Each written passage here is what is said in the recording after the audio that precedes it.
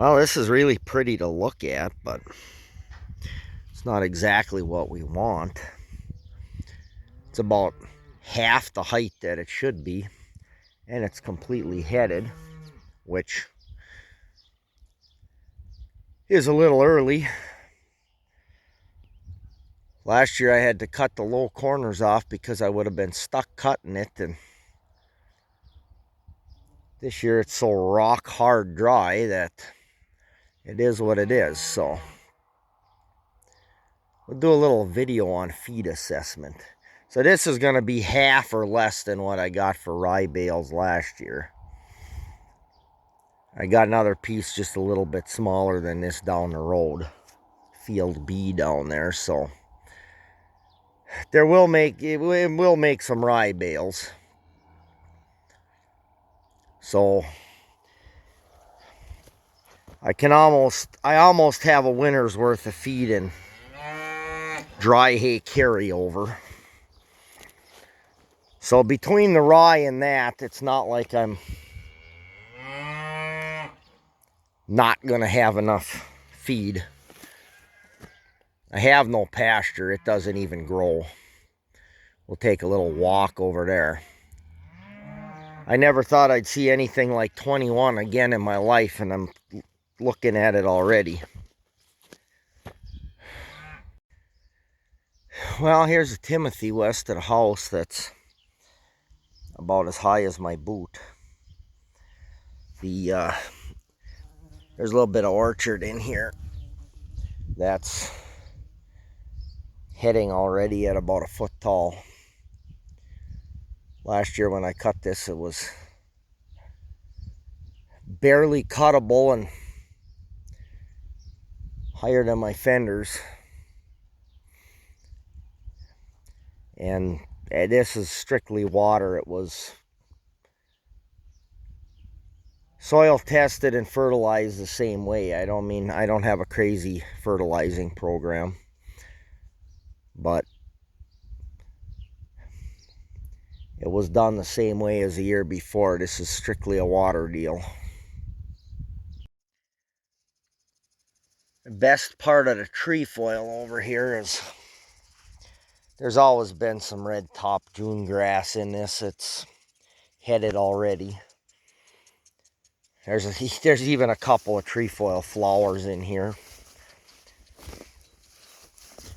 This side of it's a little better than the Timothy. It's a little taller and a little thicker, but I'm sure the other side isn't much. This is always the good side.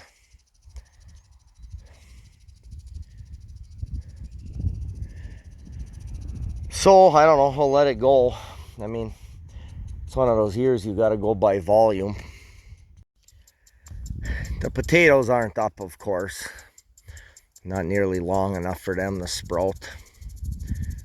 I see a bean or two starting to come up. They're kind of slow, but they were in the ground a few days before I started putting any water on them. It's ridiculous that I gotta sprinkle to get anything to sprout. Even the potatoes, I'm letting it, catching them at least to keep it damp so that the seed pieces don't dry out. I dug one of those up today to see how it was going. They're fine. They just need time. And I rooted around in the corn a little bit. The one I did find is not really sprouted yet. It's soft and getting its way there, but such dryness I have rarely seen. So there's a good spot in the pasture, but there is pretty much nothing here. I have never put the cows out this late. Probably should do a little fence work, and I always put them on this side first because this is drier over here. Usually they're making footprints and mud trails, but I think I'll put them on that low side first. There's a little more grass down there than there is here. I don't think this is gonna do much more. Yeah, they're all coming now. They're getting sick of dry hay. I don't know if these tires will hold any air. I gotta check them. Probably not. Probably just get tubes and remount them. Go through a pile and see what I got. Because believe it or not, I'm probably gonna fish this. This is a John Deere running gear. Auction deal for cheap. I hope so in that shape. Gotta weld that back on. Need some other work. The center pole is bent. I might actually have a tube for that. Even if I gotta plug the center and slide it on and weld it. We'll see what it turns into, but figure I'll put that together and get the tires. Coming soon to a YouTube channel near you. We'll build another hay rack out of our own tamarack lumber. Well, I figure I'll throw them 2 Timothy bales to the cows tomorrow. They got quite a bit to clean up there yet, but that'll get those 2 out of here, and then I got a clean stretch on this side from there all the way across. So see how many rye bales I get, and I'll put them right here in a block, however many rows out it takes. And then I got a good run for sorghum on that side, because that's what I'm going to do as soon as this rye goes, which I don't know. I'm not gaining anything by leaving it for very much longer. Stems will grow a little bit, but so dry I'll have to bale it wet, really wet. Ain't gonna take much. So yeah, we'll have just shy of 8 acres of sorghum if I do it that way. This piece here and the one down the road. Might as well order my seed now, make sure he's got enough for me. That'll have to be a couple of good July downpours will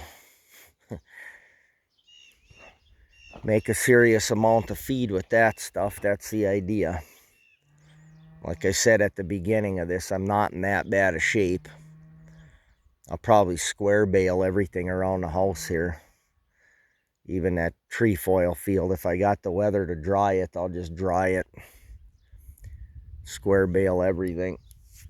Now that I got an elevator, I can pile higher.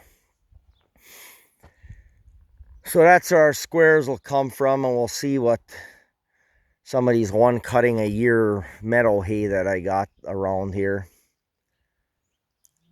There's one that I expect to be decent because something was done with that one before I inherited it. The second field at that place will not be much at all, but